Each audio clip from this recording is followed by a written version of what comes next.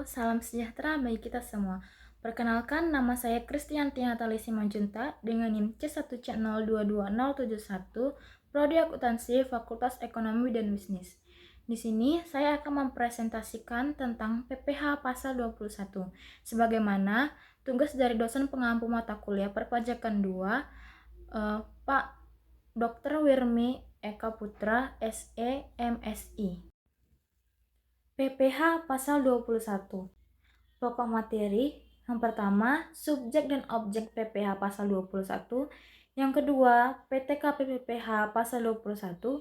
Ketiga, mekanisme dan tarif pemotongan pajak pasal 21. 4. Kewajiban pemotong PPh pasal 21. Subjek dan objek PPh pasal 21. Subjek penghasilan adalah segala sesuatu yang berpotensi untuk memperoleh penghasilan dan menjadi dasar untuk pengenaan pajak penghasilan. Subjek pajak akan dikenakan pajak apabila menerima atau memperoleh penghasilan sesuai dengan undang-undang yang berlaku. Objek pajak penghasilan adalah pendapatan serta tambahan kemampuan finansial yang diperoleh individu maupun perusahaan. Penghasilan tersebut dikumpulkan untuk digunakan dalam kegiatan konsumsi serta meningkatkan kekayaan. Selanjutnya, PTKP PPh pasal 21.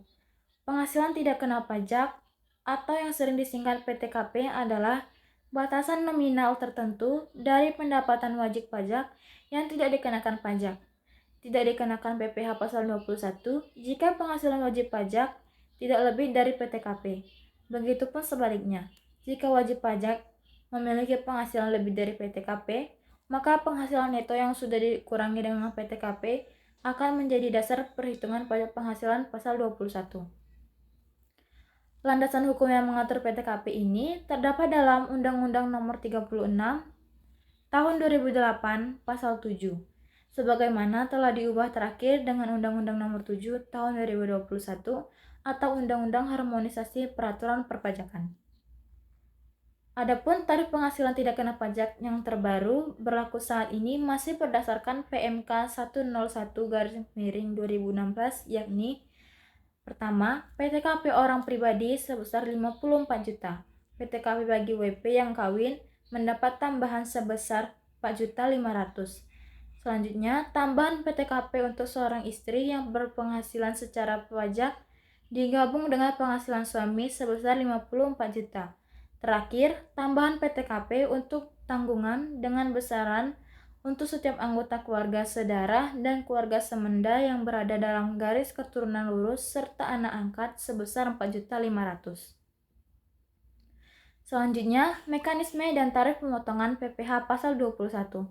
Mekanisme pemungutan pajak penghasilan pasal 21 menggunakan sistem pemungutan withholding system, yaitu sistem pemungutan pajak yang memberi wewenang kepada pihak ketiga, bukan fiskus dan bukan wajib pajak yang bersangkutan untuk menentukan besarnya pajak yang terutang oleh wajib pajak. Dalam hal ini, bendahara bertanggung jawab atas pemotongan pajak yang diperoleh oleh para pegawai. Selain itu, bendahara bertugas untuk menyetor dan melaporkan hasil pemotongan pajak penghasilan pasal 21. Tarif PPh 21 terbaru 2022 kini telah berlaku. Pemerintah melakukan perubahan yang cukup signifikan terkait ketentuan perpajakan melalui Undang-Undang Harmonisasi Perpajakan atau biasa dikenal pula UU HPP. Adapun perubahan ketentuan perpajakan yang cukup menonjol adalah tarif pajak orang pribadi yang sebelumnya diatur dalam pasal 17 Undang-Undang Pajak Penghasilan atau Undang-Undang PPh. Berikut ini adalah daftar tarif PPh 21 terbaru 2022 yang berlaku. Pertama, wajib pajak yang berpenghasilan tahunan 0 sampai 60 juta rupiah per tahun dikenakan tarif 5%. Kedua, wajib pajak yang berpenghasilan tahunan 60 juta sampai 250 juta rupiah per tahun dikenakan tarif 15%. Ketiga, wajib pajak yang berpenghasilan tahunan 250 juta sampai 500 juta rupiah per tahun dikenakan tarif 25%. Keempat, wajib pajak yang berpenghasilan tahunan 500 juta sampai 5 miliar per tahun dikenakan tarif 30%. Wajib pajak yang berpenghasilan tahunan di atas 5 miliar per tahun dikenakan tarif 35%. Selanjutnya, kewajiban pemotong PPh pasal 21.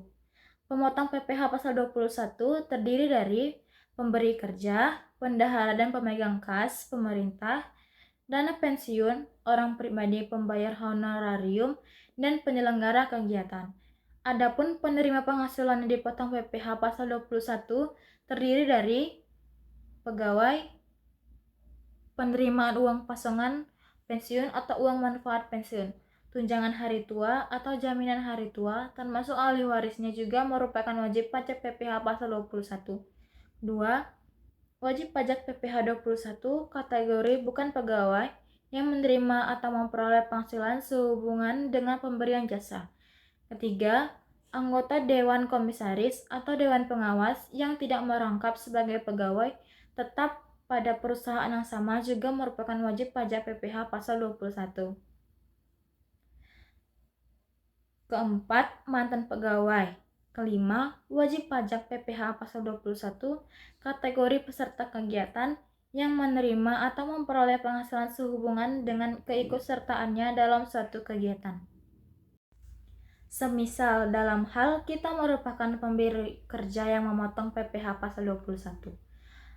Hal-hal yang harus kita lakukan adalah pertama, melakukan pemotongan PPh pasal 21 sesuai dengan ketentuan tarif PPh yang berlaku.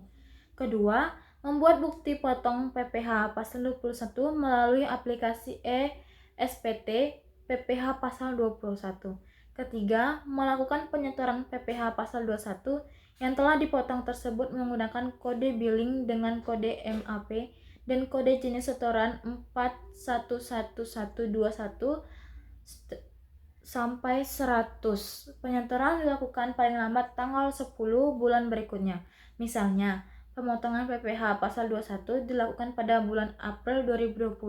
Maka penyetoran PPh-nya adalah paling lambat dilakukan pada tanggal 10 Mei 2020.